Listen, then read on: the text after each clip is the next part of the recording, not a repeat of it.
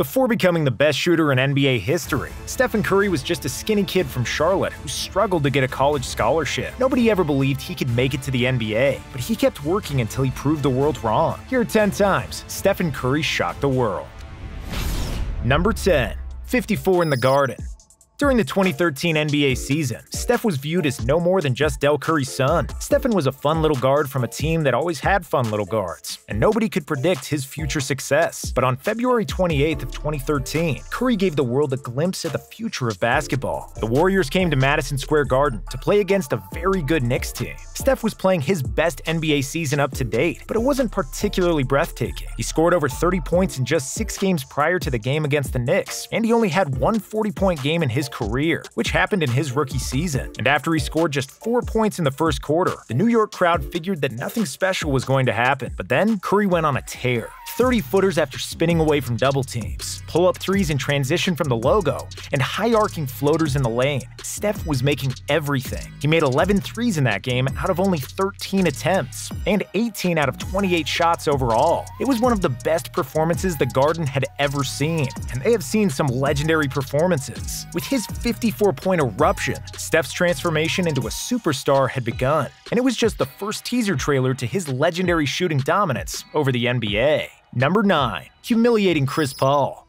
Humiliating somebody on national TV is one thing, but to embarrass an All-Star and a future Hall of Famer is next level. And it's an even bigger deal when the All-Star plays the same position as you and is considered your biggest rival. Before March 31st, 2015, Chris Paul was almost unanimously considered the best point guard in the NBA. Then Steph Curry came and dethroned CP3 to become the new king of NBA point guards. But this point guard rivalry didn't start there. In 2014, the Clippers defeated the Warriors in the first round of the playoffs, and every time these two teams met, there was bad blood, a lot of arguing, and hard fouls. That year, Steph made All-NBA second team, and Chris Paul was on the first team. Then in 2015, the tables turned. The Warriors had the best record in the NBA, and Curry was the frontrunner for MVP. In early March playing against the Clippers, Steph made one of the most famous threes of his career, but the best part was it happened against Chris Paul, dribbling the ball in traffic through multiple defenders, then stepping outside for a three. Curry hit an impossible three over CP3, with Steve Kerr grabbing his head in disbelief. At that moment, we knew that Curry was the best shooter in basketball and the hottest thing in the NBA. But Curry wouldn't stop there, and 3 weeks later, Steph would one-up himself against CP3 again. Steph dribbled the ball on the baseline, guarded by Chris Paul. He then dribbled behind the back, faked a drive to the rim,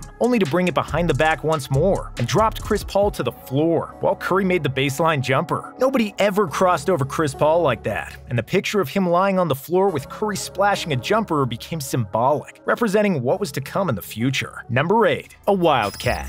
Before 2008, Stephen Curry was far from a household name. Sure, if you followed college basketball religiously, you knew that in 2007, Steph broke the freshman record for three-pointers, and that he was the second leading scorer among all freshmen, behind only Kevin Durant. But because he played for Davidson, a less popular school, and lost in the first game of March Madness, Curry didn't get any time to shine. However, in the 2008 season, Steph more than made up for it. He averaged 25.5 points and led the conference in scoring, securing Davidson another bid to the NCAA tournament. Still, nothing changed. Everybody figured the Wildcats would be run over by the 7th seed Gonzaga, but Curry had other plans. He went off for 30 points in the second half and 40 points overall, going 8 for 10 from 3, and Davidson won their first March Madness game since 1969. At first, it was supposed to be just another good story of an underdog that defeats the favorite for one game, which happens every year, until Steph did it again. After scoring just 5 points in the first half against 8th-seeded Georgetown, Curry exploded for 25 points in the second half, erasing a 17-point deficit and sending the Wildcats to another victory. In the Sweet 16, Steph put up 33 points and demolished Wisconsin. And then their Cinderella story was finally over against Kansas in the Elite Eight. The Wildcats may have lost that day, but it was a win for Curry, because everybody learned that Del Curry's kid was a bad boy, who might be even a better shooter than his pops. During his infamous 4-game run in the 2008 March Madness, Curry averaged 32 points, 3.5 assists, and 3.2 steals while shooting 44% from 3. He also broke the record for most three-pointers in an NCAA season, which still stands today. Number 7. MVP and NBA champion.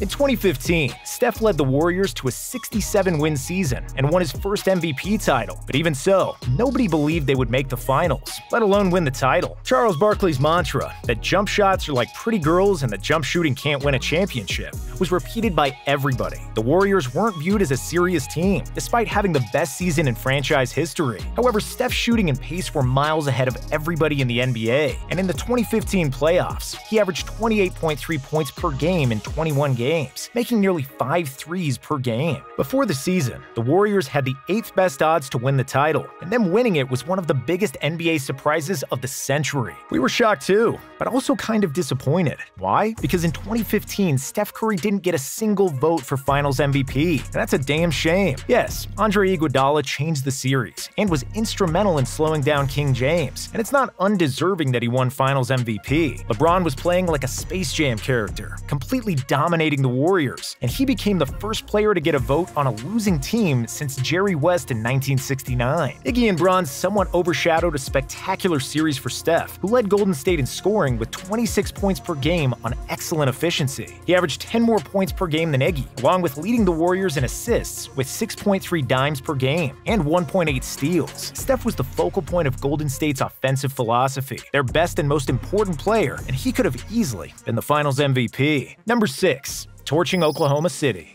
Most iconic NBA shots happen in the playoffs, and we all remember MJ's final shot over Byron Russell, Kawhi's 4-point series winner against the Sixers, or Kyrie's dagger 3 in the 2016 finals against the Warriors. However, there are games and shots in the regular season that define a player and stand out more than the rest. For Steph Curry, that game happened in 2016 against OKC. In an absolute thriller of a basketball game, Steph brought the Warriors back to life after trailing by 9 with 2 minutes to go. After 48 minutes, the game was tied at 103, with Iguodala forcing overtime in the final seconds. And if the game was mad, the OT was even crazier, with 33 overall points scored in 5 minutes. It seemed like the Thunder were going to get away with a victory after leading by 3 points with 30 seconds to go. Westbrook had 25, KD scored 37, but Steph was from another planet, and he outplayed them all, finishing with 46 points. With the game tied and 3 seconds remaining, Curry attempted a Hail Mary from nearly 40 feet away. And what was fascinating about this was that nobody in the NBA would even attempt such a shot. Most people would dribble a few steps forward and then shoot, but not Curry with his unlimited range. Of course, Steph splashed that insane 35-foot shot, and that was also his 12th three of the game, which tied the NBA game record for three-pointers made in a single game. Number 5. Unanimous MVP. Sometimes, MVP races are extremely close, like the 2022 race between Jokic, Embiid, and Giannis. Other times, one player hits it out of the park so hard that the rest of the field can just stand and watch in awe. Shaq was just 1 vote shy of being the unanimous MVP in 2000. Garnett was 3 first-place votes away from winning it unanimously in 2004, and only 1 voter believed LeBron wasn't the MVP in 2013. But then, in 2016, it finally happened, and the NBA got its first unanimous most valuable player. Steph Curry ran circles around everybody else, winning his 2nd MVP and doing it in a way nobody else had ever done before. Before 2016, Steph led the league in three-pointers made in 3 consecutive seasons. In 2013, he broke Ray Allen's single-season record with 272 made three-pointers. And in 2015, Steph improved the record to 286. And then in 2016, he shattered the record completely with 402 made three-pointers, making over 5 threes per game on 45% accuracy. He also shot over 50% from the field and over 90% from the free throw line, becoming just the 8th player in NBA history with a 50-40-90 shooting season. Because Steph also led the league in scoring 30 points per game, the 2016 season is widely considered the best shooting season in the history of the NBA. Curry completely altered the perception of what was possible and how dangerous the three-point shot can be. He deservedly won every vote for MVP and changed basketball forever. Number 4. Single-game three-point record. After he nailed 402 threes in 2016, Curry's hot streak surprisingly ended. Early on in the 2017 season, Steph went ice cold against the Lakers, shooting 0 for 10 for 3, which ended his NBA record streak of 157 consecutive games with a made three-pointer. But to say that he bounced back the next game would be an understatement. Just 3 days later, after going 0 for 10, Steph erupted for 46 points, including 13 out of 17 from beyond the arc. The last 3 he made broke a 15-year-old record of 12 three-pointers made, which was set by Kobe Bryant in 2002, and later tied by Donyell Marshall and Steph himself. Curry was happy, but he was realistic about the record, saying it would probably get broken soon. His splash brother Klay Thompson made 14 threes against the Bulls, with Steph Curry cheering for him to break his record. When we watched that, all we could say was, look at Curry, man, so inspirational. Number 3. Career high in a scoring title.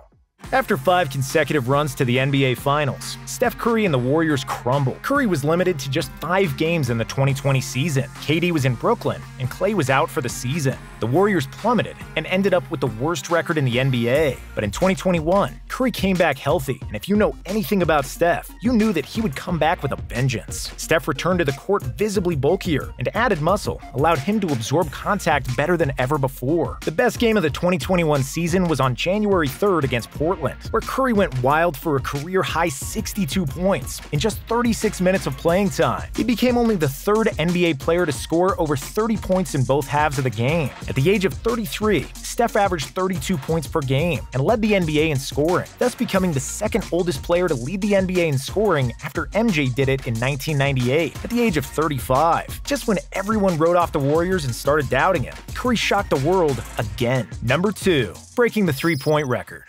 In 2010, Ray Allen broke Reggie Miller's three-point record. When Ray retired in 2014, his 2,973 career threes seemed like a record that would stand for decades. Until just 3 years later, after Steph Curry burned the NBA with 402 threes in a season, it was no longer a question if Curry would break Ray Allen's record. It was only a question of when he would do it. Then it finally happened on December 14th, 2021, in Madison Square Garden against the Knicks. In the first quarter, Curry nailed a step-back three, which made history as three number 2,974. On Christmas, Steph became the first player ever with 3,000 career three-pointers, and he's likely going to get over 4,000 in the upcoming years. We live in a three-point world now, and maybe there's a player somewhere that's going to break that record sometime in the future. But we'll tell you one thing, if that player exists somewhere, he's not yet playing in the NBA, because no active player is on a trajectory to break Curry's record. Number 1, 43, and the Finals MVP. The Boston Celtics came to the 2022 Finals with the #1 defense of the regular season and the best defense in the playoffs. They limited Kevin Durant, who is arguably the best scorer in the world, to just 38% shooting from the field and 33% for three, sweeping KD and the Nets out of the playoffs. And then came Steph Curry, quote-unquote the skinny, unathletic small guy, and the Celtics had no answer for him. Curry cooked them any way he wanted to, either shooting from deep or penetrating to the rim. His Game 4 performance was the crown jewel of his career, where he scored 43 points and won the game basically by himself. If the Celtics won that game, they would also win the championship. But Curry shocked the world yet again, stole Game 4, and then closed out the series like a true G, pouring champagne for his 4th NBA title. Curry averaged 31 points in the finals on 63% true shooting, winning his first Finals MVP. He finally shut up all the remaining doubters, and nobody can say anything to him now.